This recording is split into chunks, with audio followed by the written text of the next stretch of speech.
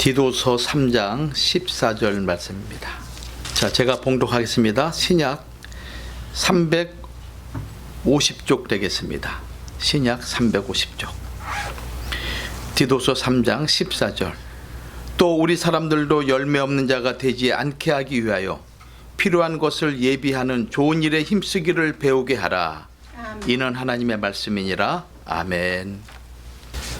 자, 오늘 디도서 3장 14절 말씀을 통해서 종말에 성도가 힘써야 하는 것은, 이 마지막 때 살아가는 우리 하나님의 백성들이 힘써야 될 것이 무엇인가 라는 제목으로 같이 은혜를 나누고자 합니다.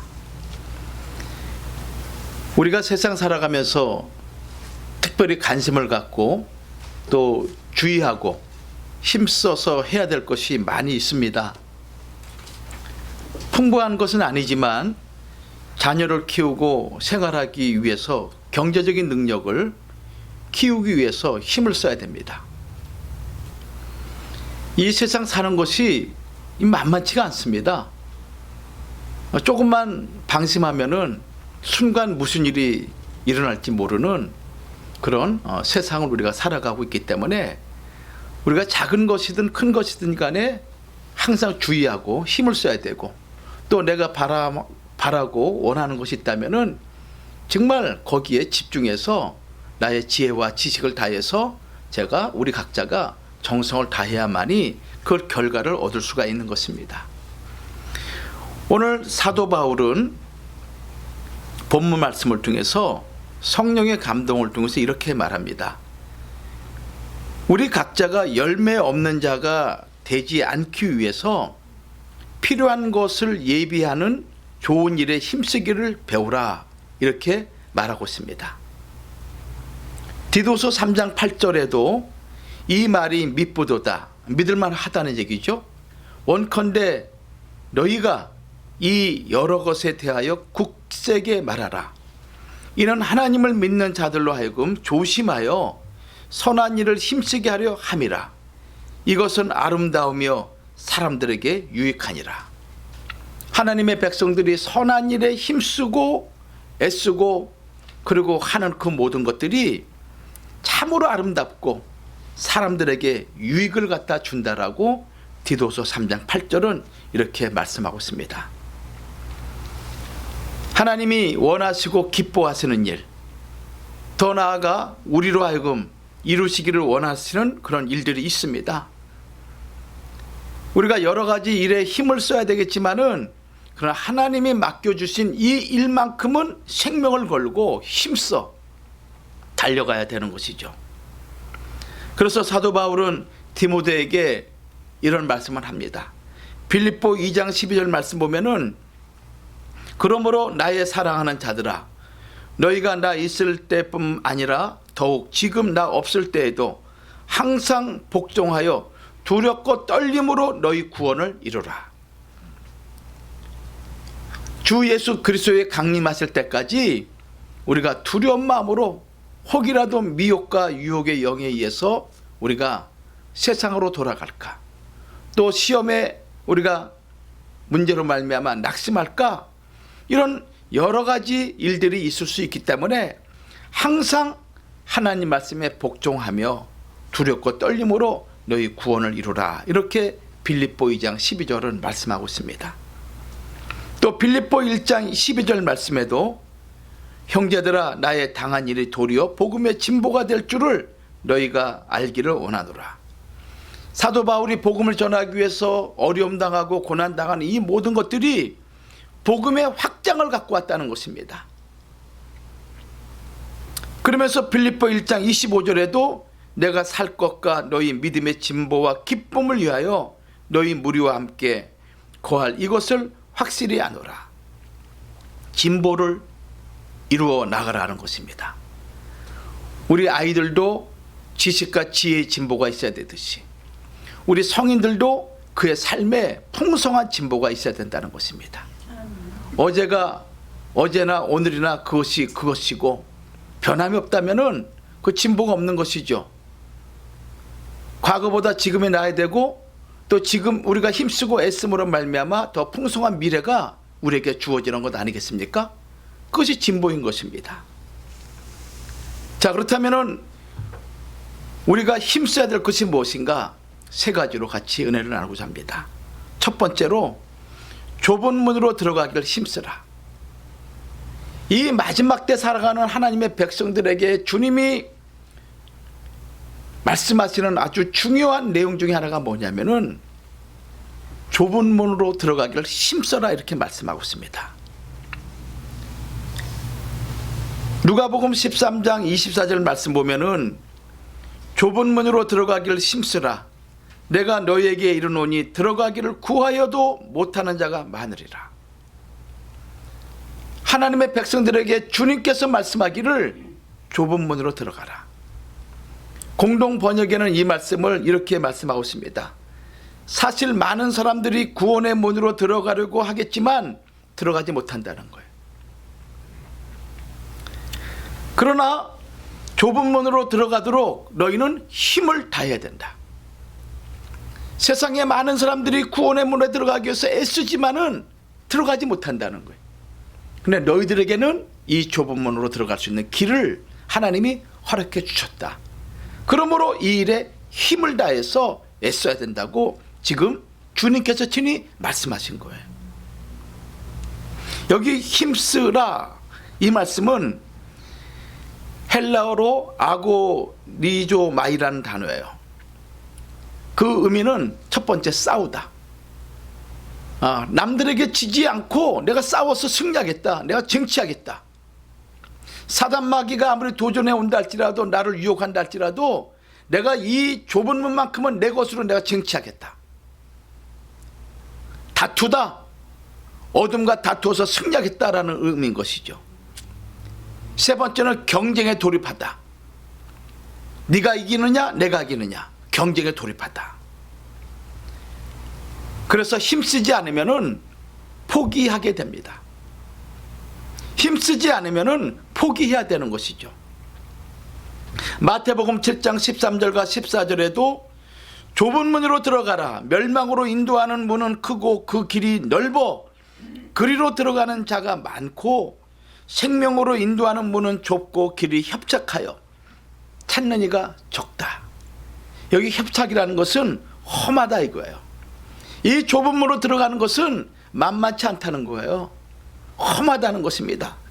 그런데 세상으로 나가는 문은 너무 넓고 너무 그 길이 좋아서 사람들이 그 길로 다 몰려간다는 거예요. 근데 구원의 문은 좁아. 그리고 어려워. 사람들이 그 길을 찾지 않는 거예요.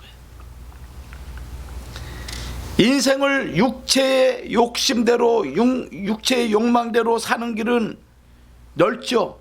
그러나 예수 그리스도를 믿고 하나님의 말씀대로 사는 길은 좁아요. 나를 쳐서 복종시켜야 되잖아요. 내 육체 정욕대로, 이생의 자랑대로, 안목의 정욕대로 살아가는 것을 내가 내려놓아야 돼요.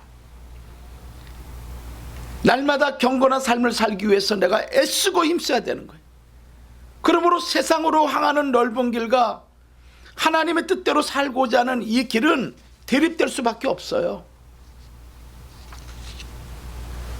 구원이라는 것은 미래적인 것이지만은 그 구원을 결정하는 것은 현재 우리의 신앙인 거예요. 내가 어떻게 믿느냐, 내가 어떻게 힘쓰느냐, 이것이 우리 미래의 구원과 직접적으로 관련이 있다는 것입니다. 그렇지 않겠어요? 여러분들의 아이들을 지금 내가 어떻게 교육시키고 가르치냐, 이것이 우리 아이의 미래에 결정적인 그런 지렛대가 되는 거예요. 우리의 삶도 마찬가지죠. 내가 나이가 들었다, 나이가 어리다, 그거와 상관없습니다. 내가 이 순간 오늘 어떠한 마음을 가지고 어떠한 생각을 가지고 내가 힘쓰느냐 힘쓰지 않느냐, 그 일을 성취하시는 분은 하나님이신 거예요. 이 문이라는 것은 도시나 궁전의 입구를 가리키죠. 좁은 문의 길은 순종의 길입니다. 넓은 문의 길은 불순종의 길을 의미하고 있는 것입니다.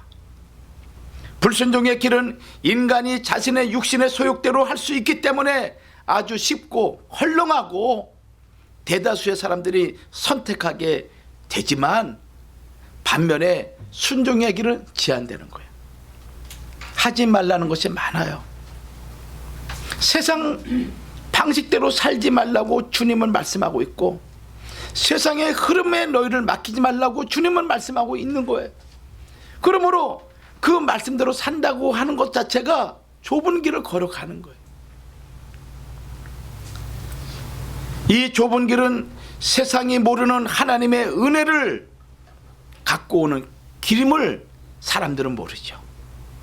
근데 이 좁은 길을 걸어가는 자는 하나님이 주시는 그 풍성한 은혜를 세상 사람들이 추구하는 넓은 길에서 얻고자 하는 그 어둠으로 말미암아 누리고 느낄 수 없는 그 풍성한 하나님의 은혜를 경험하게 되는 것이 좁은 길을 걷는 자의 특권인 거예요.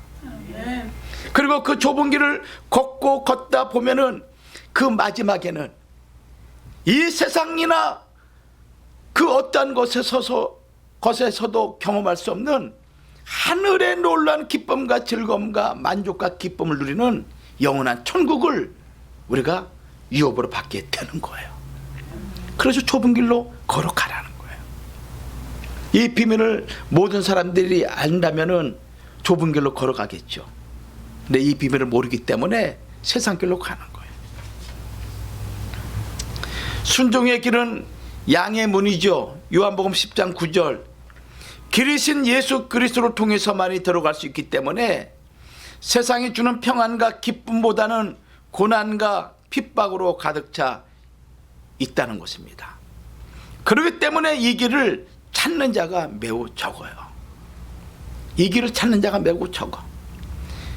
누가복음 18장 29절 말씀 보면은 이 길을 걸어가기 위해서 주님 말씀하기를 집이나 아내나 형제나 부모나 자녀를 버려야 된다라고 말씀하고 있어요. 마태복음 19장 29절 말씀도 마찬가지예요. 내 이름을 위하여 집이나 형제나 자매나 부모나 자식이나 전토를 벌인 자, 이렇게 주님 말씀하고 있어요. 그러니 누가 이 길을 걸어가겠어요?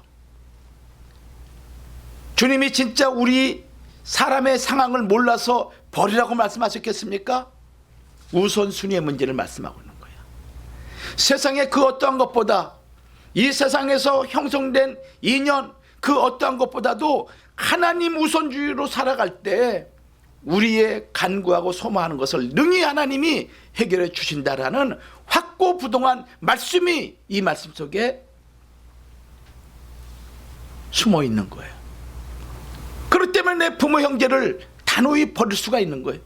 왜? 하나님이 책임져 주시니까. 성도 여러분, 참 신앙은 영육 간의 고난이 필연적으로 따를 수밖에 없습니다. 그래서 사람들이 가기 싫어하고 피하는 거예요. 교회 나온 것 자체가 벌써 고난의 길인 거예요. 물론 그 고난 뒤에는 말할 수 없는 하나님의 은혜와 풍성한 하나님의 축복이 반드시 있습니다. 참된 신앙은 고난이 필연적이다.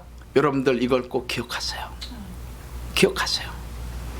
사도행전 14장 22절 말씀 보면은 제자들의 마음을 굳게 하여 이 믿음에 거하라 권하고, 또 우리가 하나님의 나라에 들어가려면 많은 환난을 겪어야 할 것이다, 이 말씀하는 거예요. 여러분, 기독교 역사가 고난과 피 흘림의 역사였어요. 유명한 교부인 터툴리안이 이런 얘기를 했습니다. 교회는 순교자의 피를 먹고 자란다. 교회는 순교자의 피를 먹고 자란다.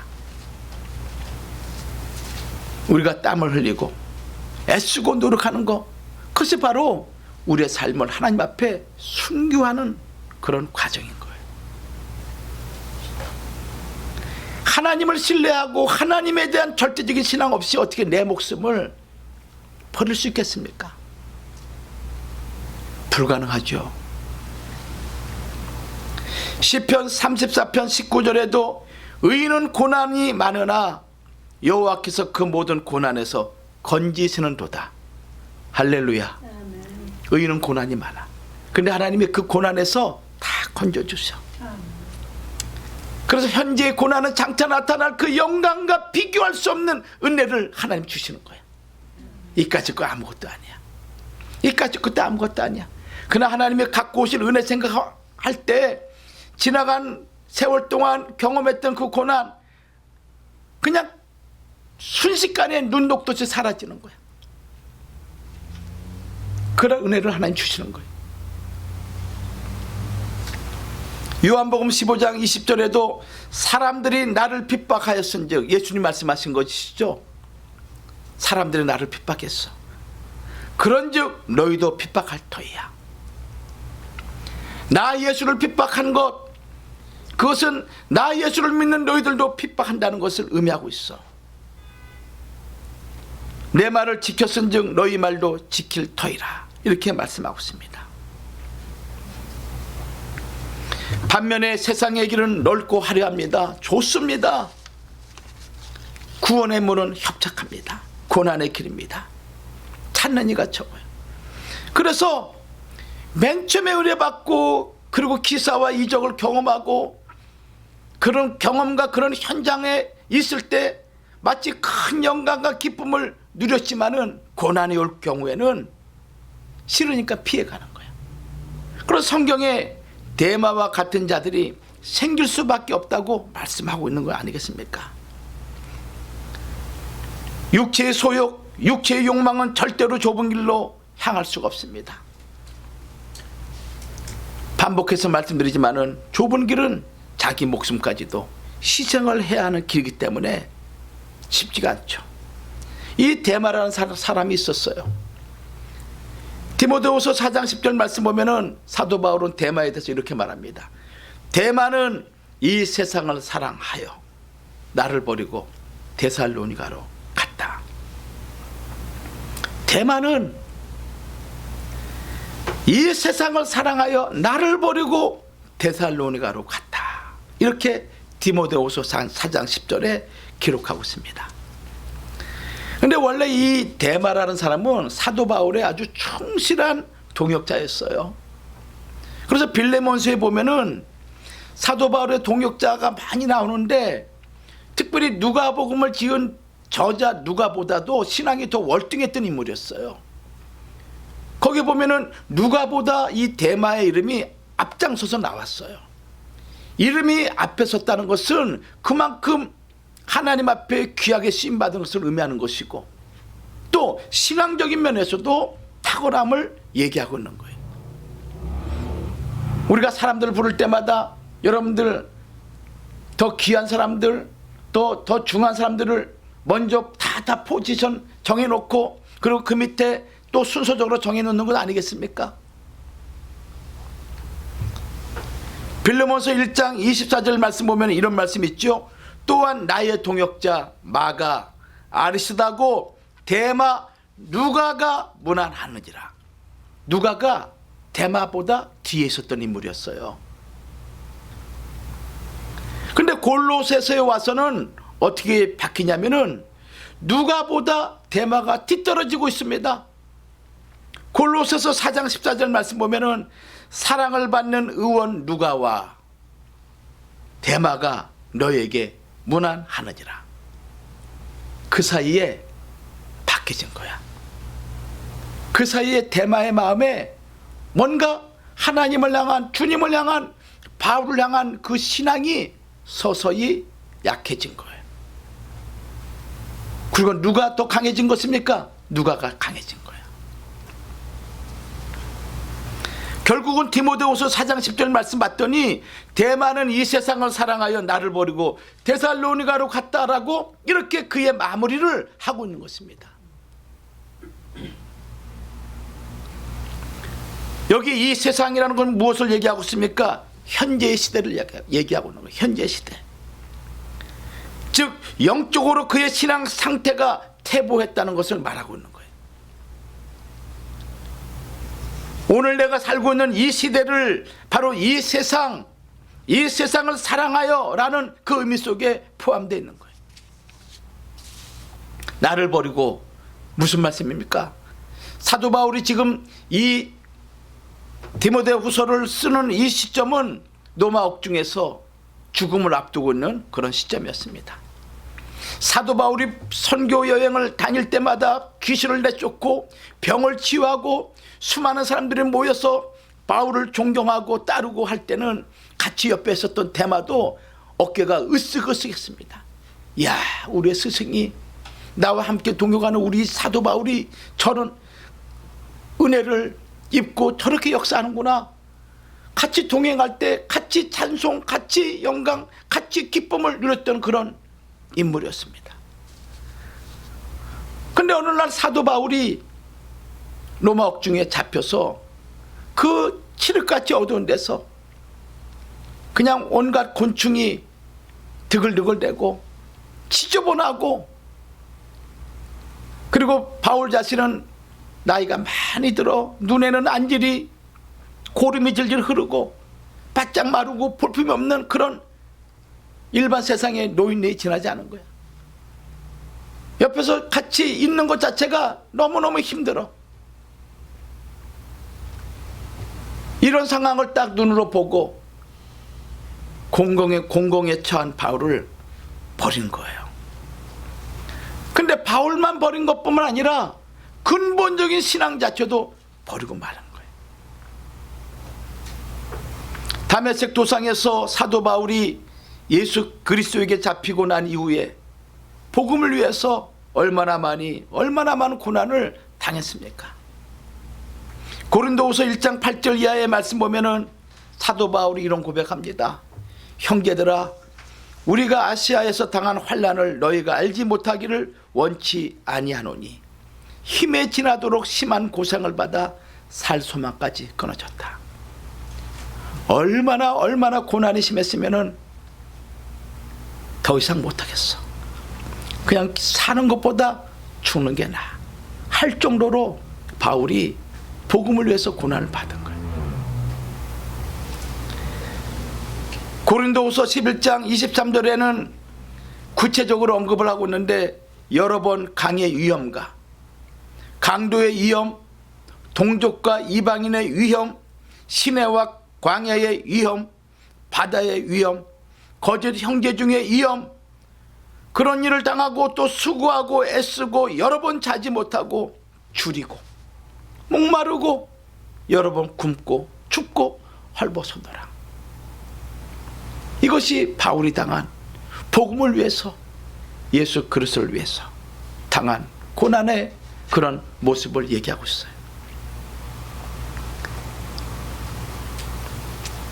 대만은 복음을 위해 고난받는 것, 이것보다 현재의 이 시대를 선택한 거예요. 바울이 걸어간 그 길을 걸어가기가 너무 자신이 없어요. 그리고 눈을 돌려보는 순간 세상은 너무나 아름다운 거예요. 자기가 살고 있는 그 고향은 데살로니가 너무너무 아름답고 휘황찬란하고 내 꿈과 내 욕망을 다 이룰 것만 같은 그런 도시, 눈으로 딱 크게 다가온 거. 그래서 바울을 버리고 신앙을 버리고 데살로니로 갔다. 사도 바울이 디모데 후서 4장 10절에서 말씀하고 있어요. 성도 여러분, 내가 예수를 믿는다는 것은 결코 부귀와 영광을 추구하는 길이 아니에요. 고난과 핍박의 길, 이 길이 내가 예수를 믿는 그 길 가운데 있을 수밖에 없는 거예요. 그럼에도 불구하고 내가 이 땅에서의 우리 삶이 여기서 끝나는 것이 아니라 장차 영원한 하나님의 나라를 약속으로 유업으로 줄 걸 확신하기 때문에 현재의 고난을 능히 이길 수 있는 그런 마음을 가지고 좁은 길을 선택하는 그런 믿음의 성도들이 되어야 될 줄 믿습니다. 아멘. 여러분, 우리가 어찌 살든지 간에 이 세상은 한 세상이에요. 평안에 살든 또 어렵게 살든 70, 80, 90, 100년이면 끝나는 세상입니다. 그러나 중요한 것은 영원토록 변하지 않는 하나님 나라가 있는 거예요. 그 나라를 위해서 여러분들 지금까지 어떻게 살아왔든지 간에 이 남은 생애만큼은 복음을 위해서 우리 주 예수 그리스도의 남은 고난을 내 육체에 채우기 위해서 주님의 몸된 교회를 위해서 힘써 일하시는 믿음의 성도들이 되기를 주의 이름으로 축원합니다. 아멘. 그 자리를 피하지 마세요. 피하지 마세요. 어려움 있는 자리 있다면 기꺼이 여러분들 감당하려고 애를 쓰세요. 하나님이 기억하십니다. 아멘. 그리고 반드시 하나님께서 역사하십니다. 아멘. 두 번째 우리가 힘써야 될 것은 무엇인가 하면은 영원한 안식에 들어가기를 힘써야 된다. 종말에 살아가는 성도들이 힘써야 될 것이 무엇이냐? 넓은 길로 들어가는 것을 피하고 좁은 길로 들어가기를 힘써야 되는가 동시에 두 번째는 영원한 안식에 들어가기를 힘써야 된다고 히브리 4장 11절은 말씀하고 있어요. 히브리 4장 11절 말씀 보면은 그러므로 우리가 저 안식에 들어가기를 힘쓸지니 이는 누구든지 저 순종치 아니하는 본에 빠지지 않게 하려 함이라. 여기 힘쓸지니 헬라어로 스포다죠. 열심을 내다. 열심을 내다. 야, 하나님이 약속하신 영원한 안식세계 그 세계에 들어가기 위해서 내가 열심을 다하는 거야. 열심을 다하는 거야. 노력하는 거야. 노력하는 거야.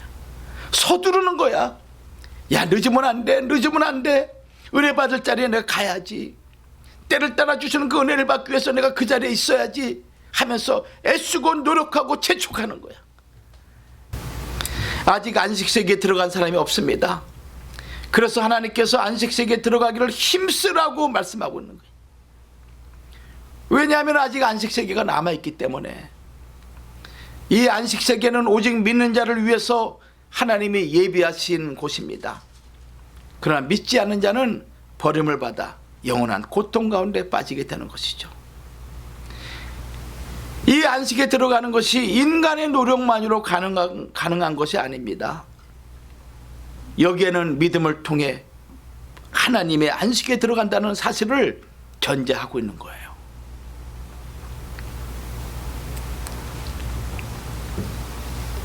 여러분들, 이스라엘 백성들에게 안식의 기회가 먼저 주어지지 않았습니까? 그래 들어가지 못했습니다. 이스라엘 백성들에게 주어진 거죠. 구약 이스라엘 백성들에게. 그런데 성경은 그들이 안식세계에 들어가지 못한 이유를 히브리 4장 6절에 이렇게 말씀하고 있어요. 자, 우리 한번 찾아보죠. 히브리 4장 6절 시작. 그러면 거기 들어갈 자들이 남아있거니와 복음 전함을 먼저 받은 자들은 순종치 아니함을 인하여 들어가지 못하였다. 뭐 때문에 못 들어갔다는 거예요? 순종하지 않음으로.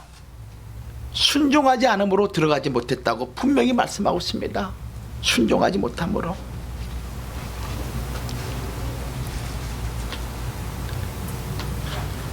이스라엘 백성이 순종하지 못한 이유는 무엇인가 하면은 하나님 말씀을 들을 때 믿음으로 화합을 해야 되는데 그렇지 못했다는 것입니다.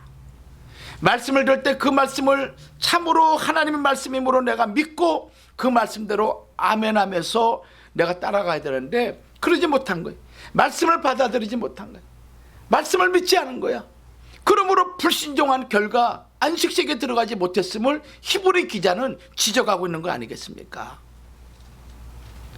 데살로니가 전서 2장 13절에도 너희가 하나님의 말씀을 받을 때 사람의 말로 아니하고 하나님의 말씀으로 받음이니 진실로 그러하다. 이 말씀이 또한 너희 믿는 자 속에서 역사하느니라.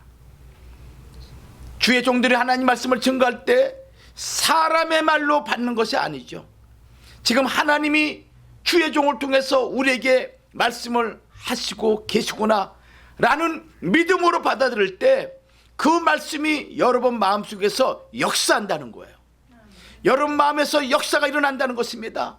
여러분 마음에 새로운 능력과 권세를 하나님이 부어주신다는 하나님의 말씀인 것이죠. 질병이 있습니까? 걱정 근심이 있습니까? 그것을 능히 제압할 수 있는 하나님의 말씀이므로 그 말씀을 내가 아멘할 때 그 말씀이 나의 근심 걱정과 질병과 병마를 다 제압할 줄 믿습니다. 아멘. 하나님 말씀은 능치 못함이 없는 말씀. 우리 항상 고백하잖아요.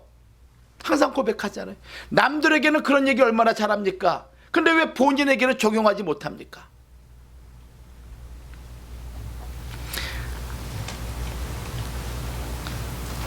이 복음의 말씀, 이 능력의 말씀, 참 안식을 누릴 수 있는 이 말씀이 오늘 우리 손에 쥐어지는 것입니다. 우리 손에 있는 보물인 것입니다. 그래서 히브리 4장 7절 말씀 보면은 오랜 후에 다윗의 글에 다시 어느 날을 정하여 오늘날이라고 미리 이같이 일렀으되 오늘날 너희가 그의 음성을 듣거든 너희 마음을 강팍해 말라 하였나니, 오늘날이라고는 칭하는 그때 하나님 말씀을 받을 때 마음을 강팍해 하지 말라는 거예요. 이 오늘이라는 것은 하나님 말씀이 선포되는 그 때를 가리켜 오늘이라는 것입니다.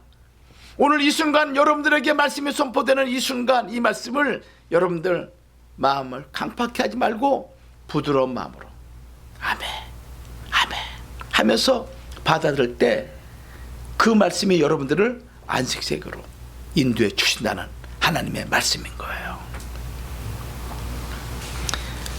우리는 혈통적으로 이스라엘 민족이 아니죠. 그러나 예수 그리스도를 통해서 우리는 영적 이스라엘 백성인 것입니다. 표면적 유대인이 유대인이 아니요 이면적 유대인이 유대인이라고 로마서 2장 28절에 기록하고 있지 않습니까? 우리는 혈통적으로 유대인이 아닙니다. 이스라엘 백성이 아니죠. 그런데 믿음으로 우리는 영적 이스라엘인 거예요. 영적 유대인인 거예요. 그러므로 하나님 말씀을 믿음으로 합하는 자가 이스라엘 백성들에게 약속했던 그 약속을 내 것으로 끄집어 당겨서 나의 것으로 만들 수 있는 거예요. 이게 믿음인 거예요. 로마서 9장 6절 말씀에도 그렇게 말씀하고 있지 않습니까? 특별히 로마서 9장 8절 말씀 보면은 곧 육신의 자녀가 하나님의 자녀가 아니라 오직 약속의 자녀가 씨로 여기심을 받느니라. 육신의 자녀가 하나님의 자녀가 아니라는 거예요. 누가? 약속의 자녀.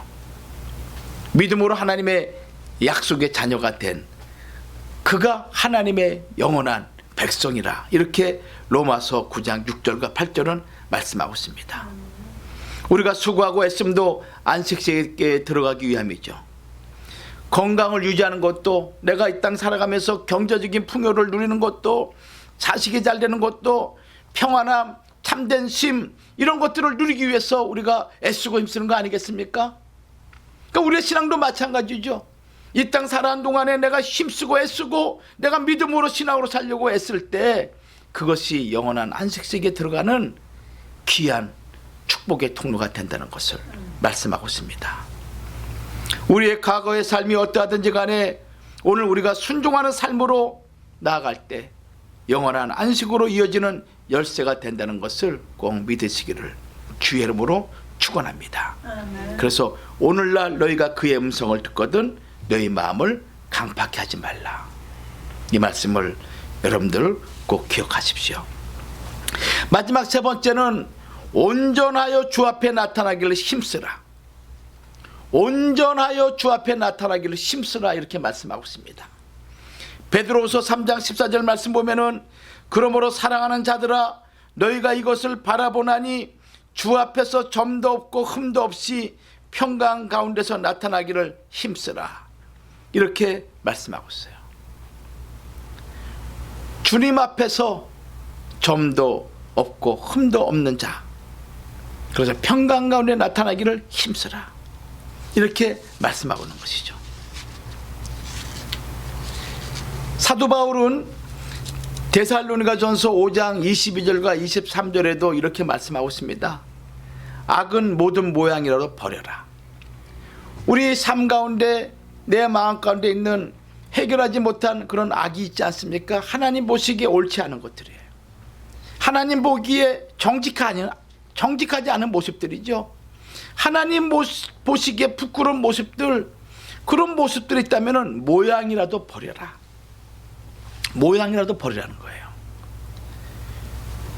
그러면서 평강의 하나님이 친히 너희로 온전히 거룩하게 하시고 또 너희 온 영과 혼과 몸이 우리 주 예수 그리스도 강림하실 때 흠없게 보존되기를 원하노라. 이렇게 말씀하고 있어요. 왜 흠없이 보존해야 됩니까? 성도 여러분, 왜 우리가 흠없이 보존해야 됩니까?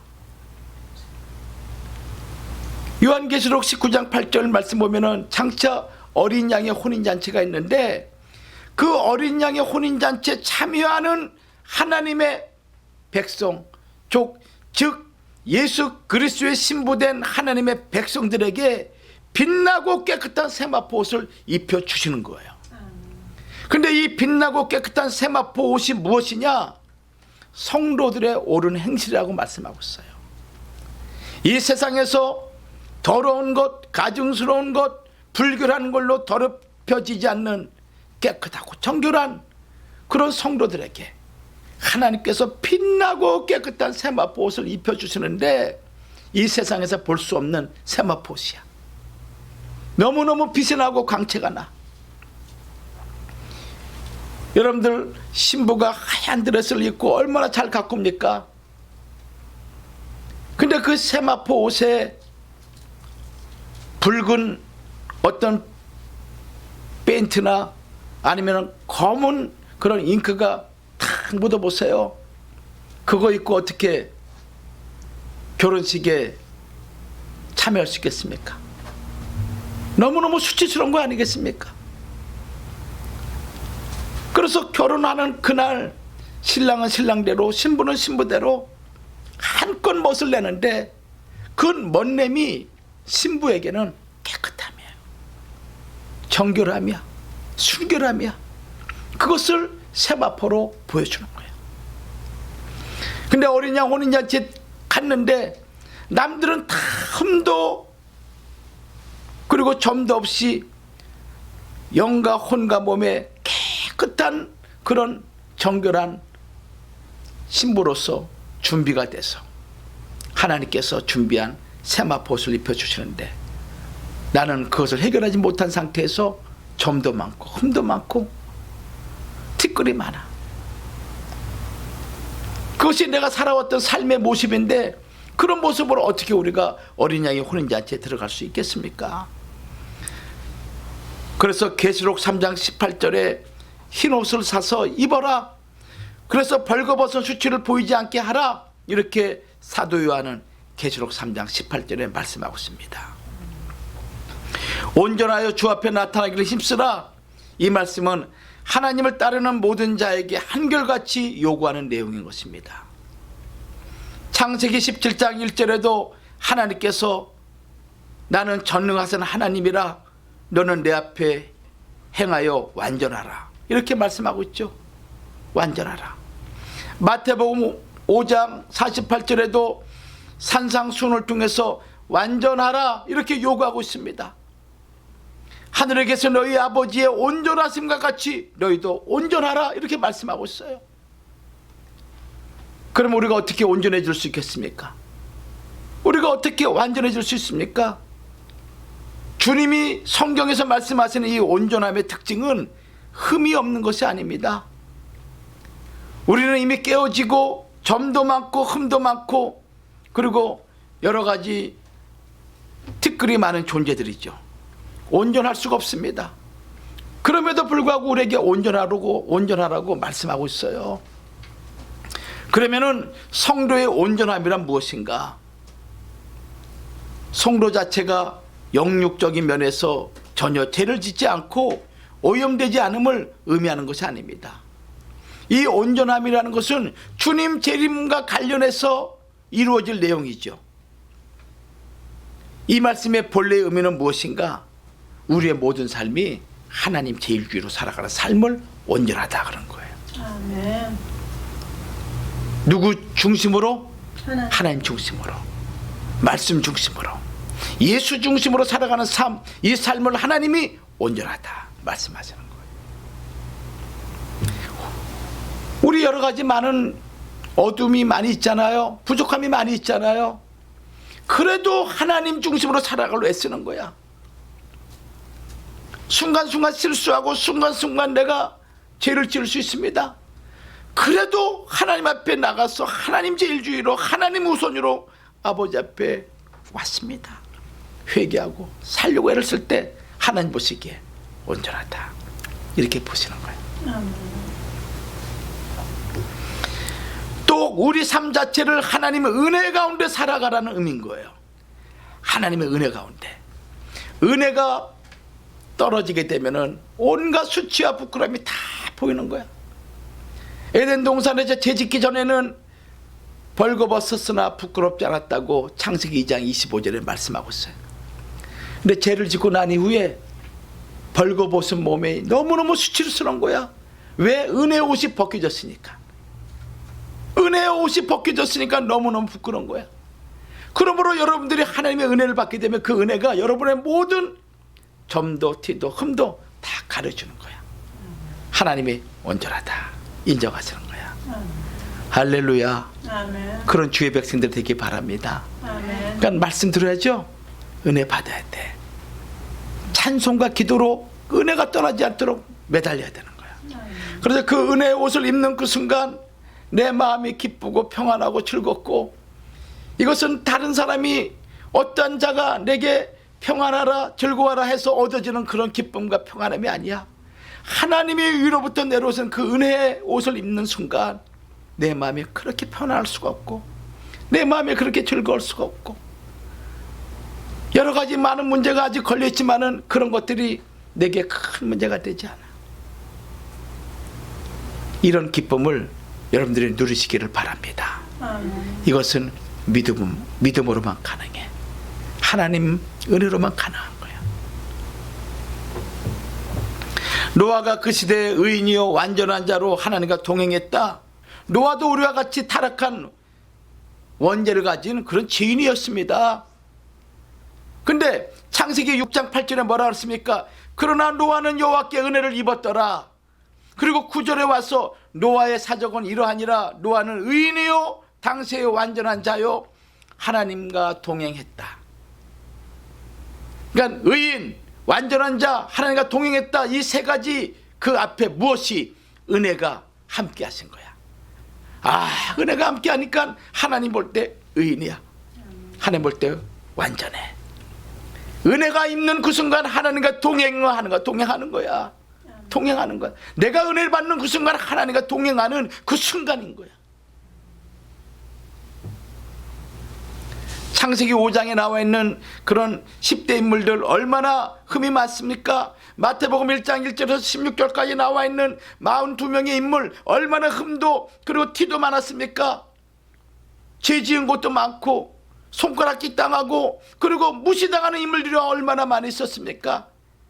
근데 그들이 하나님 제일주의로 예수 그리스도를 위해서 그의 삶을 드리고 헌신하는 그 순간 그 위대한 수많은 인물들이 세상에 많이 있지만은 그들의 이름이 성경책에 기록이 된 거야. 아브라함, 이삭, 야곱, 유다, 베레스 다 기록이 된 거야. 얼마나 멋집니까? 여러분들의 이름이 생명책에 그렇게 기록되기를 주의 이름으로 축원합니다. 아멘. 아셨죠? 예, 그런 성도들이 돼야 돼. 그런 성도들이. 그 은혜를 떠나면 안 돼. 은혜를 잃어버리면 안 되는 거야.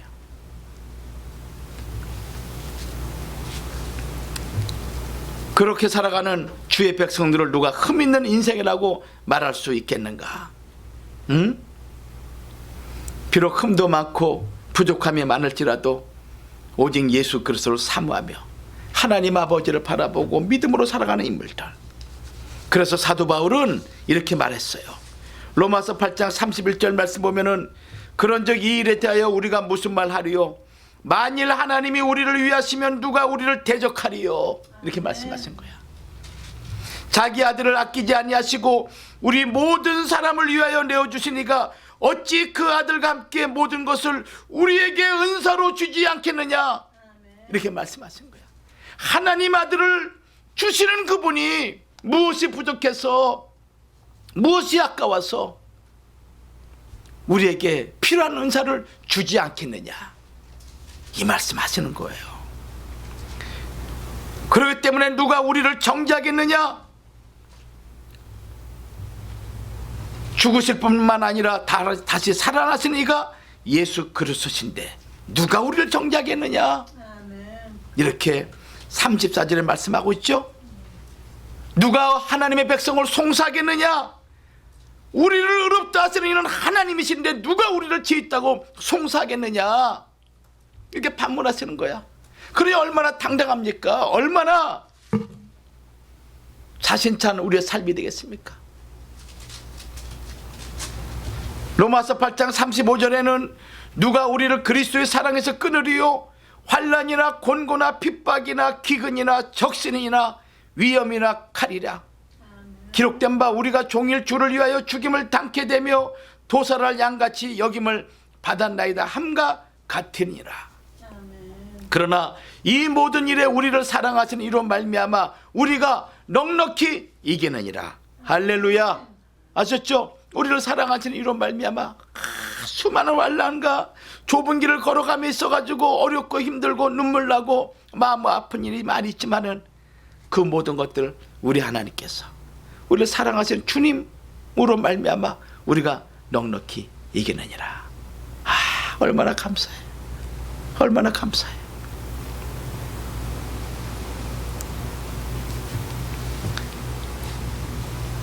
(38절) 말씀 보면 이런 말씀이 있습니다.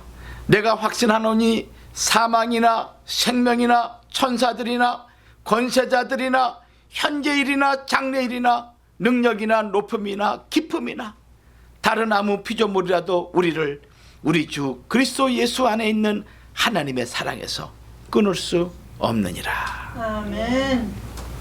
이 사실을 꼭 기억하세요. 아셨죠? 아멘. 하나님의 사랑에서 우리를 끊을 자가 없어. 얼마나 감사해. 얼마나 감사해. 이 하나님의 은혜는 새로운 역사를 시작하는 출발점입니다. 여러분들의 은혜를 받죠? 그것이 새로운 역사를 시작하는 출발점이야. 출발점. 결론 맺습니다. 힘쓰는 자에게 주시는 하나님의 선물이 있습니다. 여러분들, 내가 좁은 문으로 들어가기 위해서 힘쓰고 그리고 하나님 앞에서 영원한 안식에 들어가기 위해서 힘쓰고 또한 우리의 삶이 하나님 앞에서 온전하게 나타나기를 힘쓰는 주의 백성들에게 주시는 하나님의 선물이 있어요. 요한 1서 5장 18절 우리 읽고 마치겠습니다. 요한 1서 5장 18절 다 찾아보세요. 하나님께로서 난 자마다 범죄치 아니하는 줄을 우리가 아노라. 하나님께로서 나신 자가 저를 지키심에 악한 자가 저를 만지지도 못하느니라. 할렐루야. 악한 자가 저를 만지지도 못하게 하나님 만드시는 거야.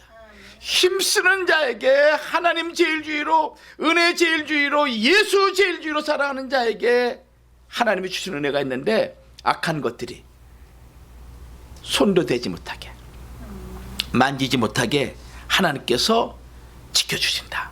사단마귀 어둠의 권세가 우리 가정의 자녀들, 사업장, 내 남편, 내 아내, 우리와 관련된 모든 자들을 지켜주시는데 사단마귀가 역사하지 않도록 하나님께서 보호해 주신다는 거예요. 아멘. 이 은혜가 여러분들 힘쓰는 자에게 주시는 은혜야. 아멘. 그러니까 힘써야 돼, 안 힘써야 돼? 힘써요. 힘써야 되지. 그 은혜야, 은혜. 그런 은혜가 사단마귀 어둠의 역사가 틈타지 못하도록 딱 막아주시는 거야. 그런 은혜가 여러분 개인과 가정과 여러분 사업장에 영원토록 임하기를 주의 이름으로 축원합니다. 아멘. 따라해 봅시다. 힘쓰자. 힘쓰자. 아셨죠? 주의 일에 힘쓰자. 주의 일에 힘쓰자. 전도에 힘쓰고 선교에 힘쓰고 아멘.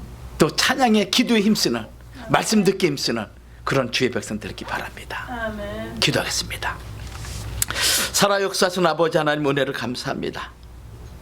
오늘도 주의 말씀을 통해서 우리를 권고하여 주신 하나님 아버지, 우리의 삶이 이 땅에서 사는 것으로 끝나는 것이 아니라 하나님의 약속하신 영원한 하나님의 나라가 있음을 굳게 믿고 내게 주신 모든 삶을 힘써 하나님을 위하여 섬기며 주를 위해서 정성을 다하는 주의 백성들이 되도록 하나님 아버지 우리를 도와 주옵소서. 우리 개인과 가정과 우리의 사업을, 우리 자녀들을 하나님께 맡깁니다. 평생에 하나님과 동행하게 하옵시고, 어떠한 상황 여건이라 할지라도 하나님 제일주의, 하나님 우선, 그리고 말씀 중심으로 살아가는 주의 백성들이 다 되도록 하나님이여 도와주시옵소서. 아멘. 원치 않은 질병 가운데 있는 자들이 있습니다. 이 시간 말씀을 통하여 모든 질병에서 낫게 하여 주시옵소서. 아멘. 경제적으로 또한 여러 가지 사업적으로 해결되어야 될 문제들도 많이 있습니다. 아버지 하나님, 주의 말씀은 능치 못함이 없사오니 하나님, 매매될 것이 매매되게 하옵시고 질병들은 달아나게 하옵시며 자녀들은 주 앞에 회복되는 놀라는 애와 능력을 하나님께서 허락하여 주시옵소서. 교회에 참석하지 모든 성도들, 그들의 마음이 어떠한 마음이든지 간에 하나님 말씀으로 찾아가 주시사 위로하여 주시고 아멘. 감동을 통하여 하나님께 열심 다하도록 도와주옵소서. 예수님 이름 받들어 감사하며 기도 올리옵나이다. 아멘. 아멘.